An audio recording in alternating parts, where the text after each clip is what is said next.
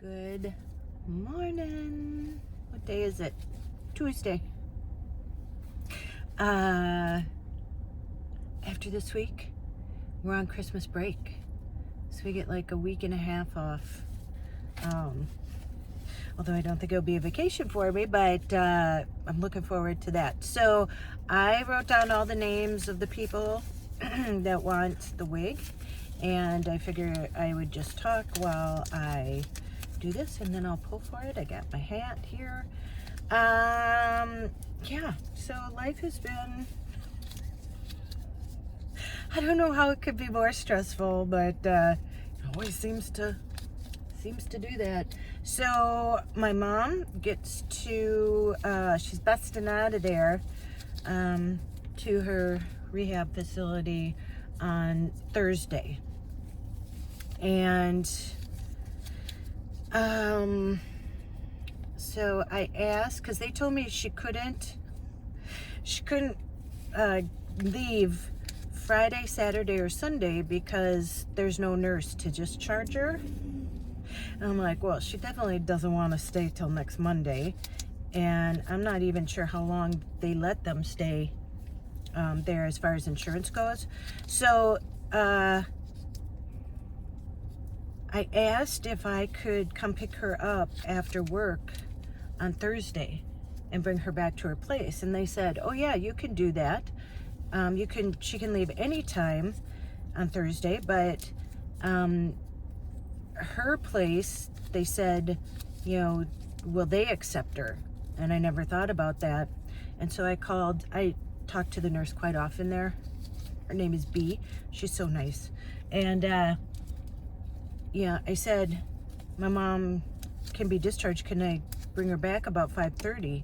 And she said, no, because there won't be a nurse there. So she said she'd like to have her there before 1 so they can process her, because there's going to have to be protocols put in place, for where she's at as far as like walking and stuff. And so I did find out the transportation. I think it's Metro Mobility, MTM.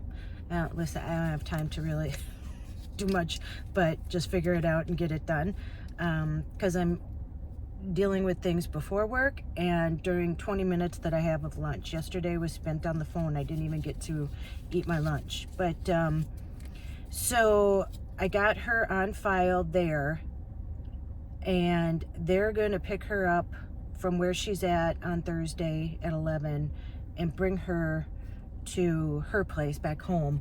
And at least a nurse is getting her on the transportation, and then there'll be a nurse accepting her at her place. And then they had made an appointment for her to have a follow-up because she has to get stitches out, I think, or for her hip, whatever, for her surgery.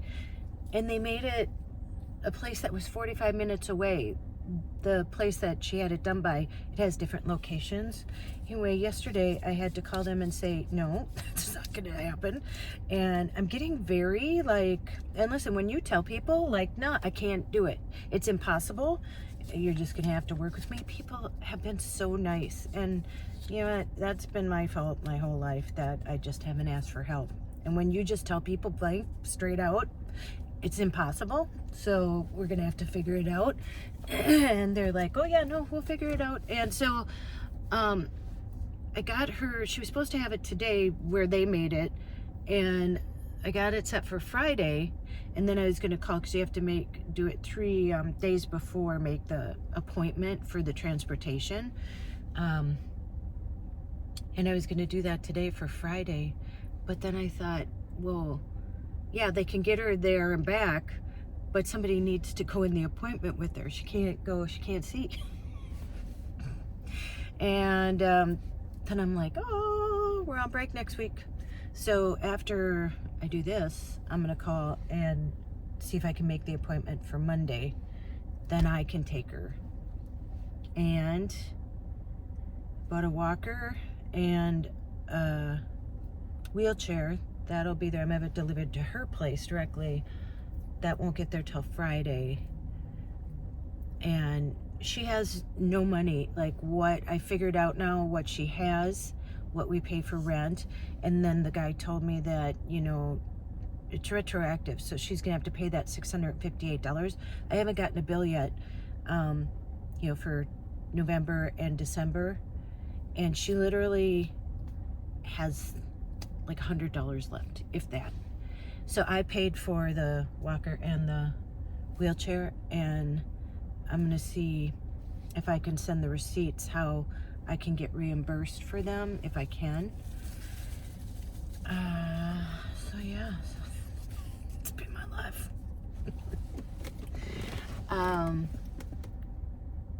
Yeah, I keep thinking, oh, and then my job.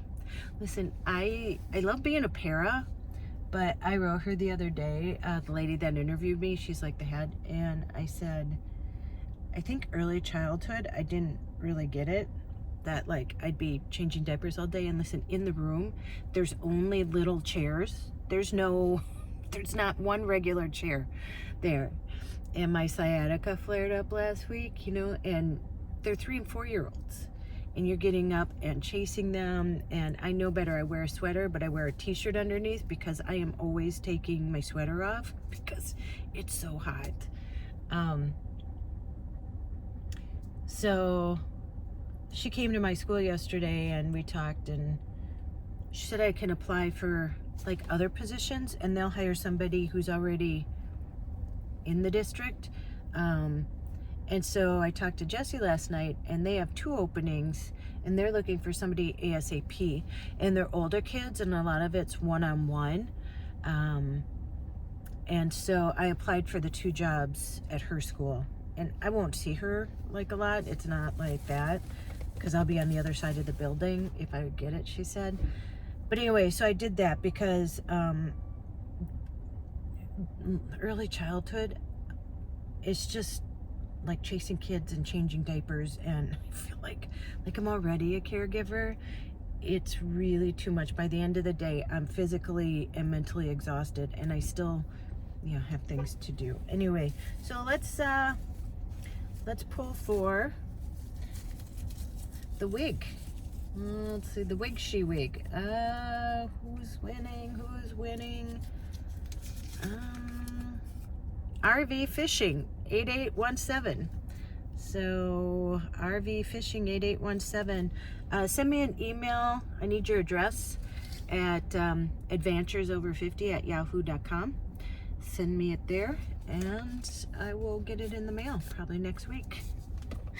Because I'm working at Walgreens next week too. So yeah, that's kind of been my life. That's why I haven't been uploading this weekend. I was getting a lot done. Oh, I've been going to the storage. I got some of Joy's paintings at her place. I got more in here. I think probably another 2 or 3 trips, and I'll have that cleared out. But I started talking about something I don't even know. Oh, and the update. So these are all, like, it's so much better. They're just like scabs. Isn't that nice? She said I could put makeup on them like whenever. It's like not like they get an infection or anything. And when I'm at school, I wear my scarf, so nobody even knows. But boy, it's even hotter with the scarf on. But I don't want to offend anybody with these. And I was talking to Jessie, and she has them too. And why I tell you this, listen, I don't care. This isn't my fault, and it makes me, I know it's going to make me feel better. And listen, anything that I can do to make myself feel better at this point, I'll take it. And if it's that easy, I tried all the over-the-counter stuff. I tried Retin-A, which the dermatologist recommended first, and this was kind of like the last resort. And listen, you do this, it's done, it's over with, you know, until it heals. And Jessie has them too, and so it's hereditary, and so she's gonna go get it done because it bothers her too. It makes her embarrassed. She's only 23, 59. I'm not embarrassed about them, but it's something to make me feel better. And like I said, I'll take every little feel better moment I can get at this point. and to do something for me. Yeah, so I'm gonna let you go here. So yeah, reach out to me. I will send that wig to you. Yeah, and that's how it's been going. So I don't know about the upload schedule. We'll see, but next week I'll be on Christmas break. Yeah, so we'll see what happens. And I want to say hi to Matt from O'Reilly. I talked to Sarge. I saw Sarge the other night, and he says, you watch me. And what's weird is I don't ever, when I like do these, I don't ever think anybody I know is watching me, which makes me feel kind of safe. I mean, listen, whatever I talk about, again, I've lost all sense of, like, I care. But yeah, I mean, it's nice that people, you know, that I know, I guess. Maybe they're trying to find out the tea. There ain't no tea. There ain't no time to have tea. I wish there was time. I talked to Keith the other day. Keith and John are doing good. John's traveling all over. I envy John. John's still living the RV life. He's selling his rig, you know, his really nice big rig.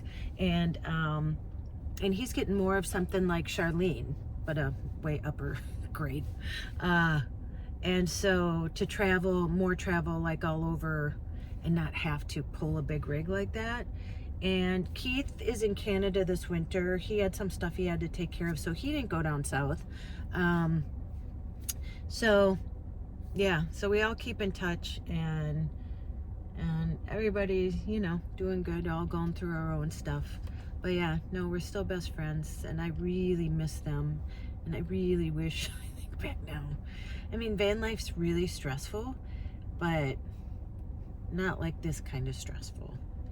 So someday we'll be back together. The three amigos.